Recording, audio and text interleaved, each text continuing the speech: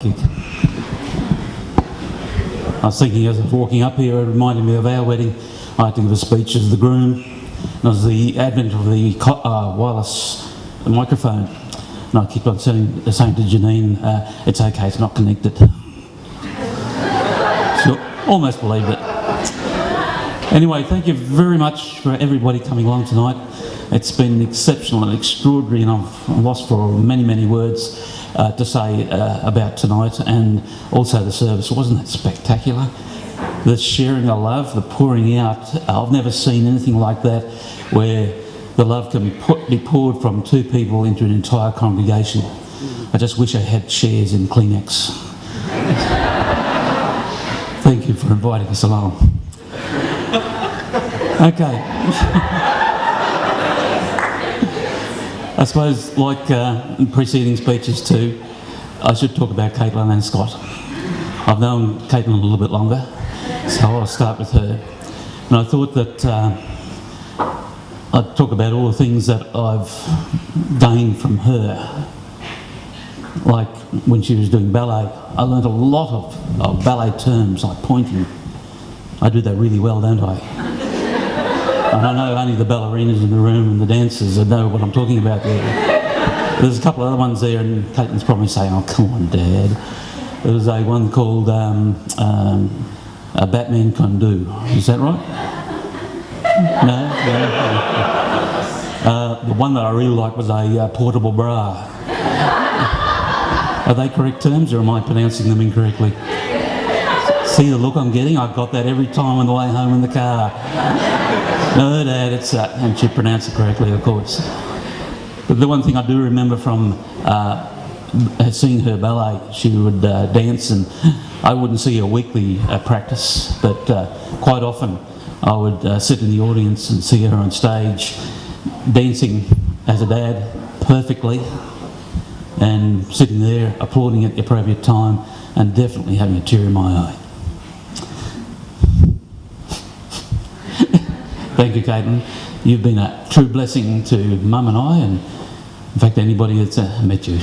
You've been a very complex person. You've been a very deep thinking person. She analyses things, plans things, lets us know when we're ready. I mean, when she's ready.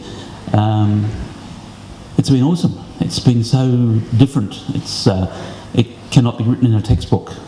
And she's so perfect, and I'm only her dad. Scott sees that as well. So thank you very much, Caitlin, for being in our lives. And when we were, I asked, do you want me to give you away? And she said, well, what do you want to do? I said, well, in some ways I gave Narissa away. That's the other daughter, isn't it? Yes, Narissa. Yes, there she is. Yes. But I said to her, and I've kind of matured over how many years have you been married, Narissa? 13 years. I've matured a little bit over those years. I've tried not to, but I have.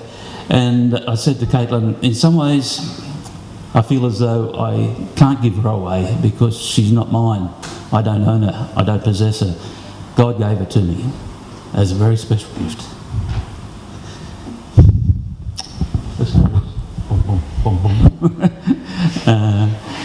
And that special gift has just been given to me to look after, to grow her, to bring her to a faith.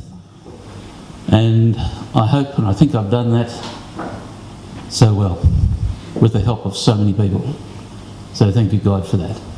So I didn't give her away. I just passed her to the next person to look after. And that comes to Scott. Scottles. Yes, a phrase coined by Narissa, who coins lots of phrases like that.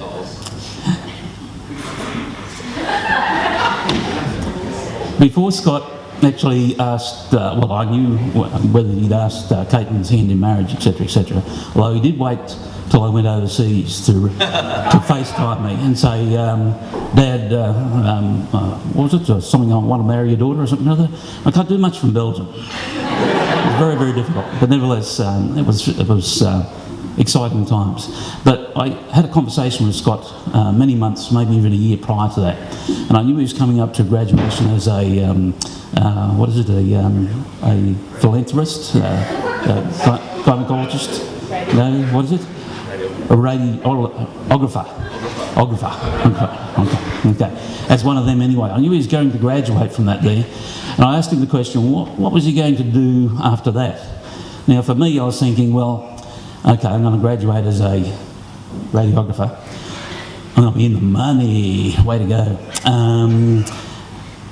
I know they're pretty rare around the place. I should be able to say where I want to go for a job. Probably do a stint in Brisbane. This is me thinking, by the way, it's not him. Probably go overseas for a while. He hadn't told his mum by that stage. The world was his oyster. And that's what I thought that his reply would be. But his reply was this: I think I need to stay around here a little bit longer. There's people at my church that need guidance. There's people that I can help. There's people... Everything was all about God first. And I thought, this young fella's for my daughter. Any man that puts God first, his career second, has got to be good. So thank you very much, Scott.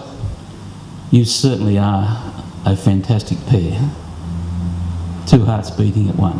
Thank you very much. And thank you very much for putting up with my dad jokes.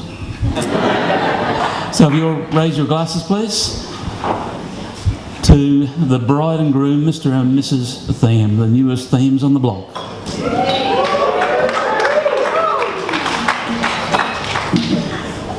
Thank you very much.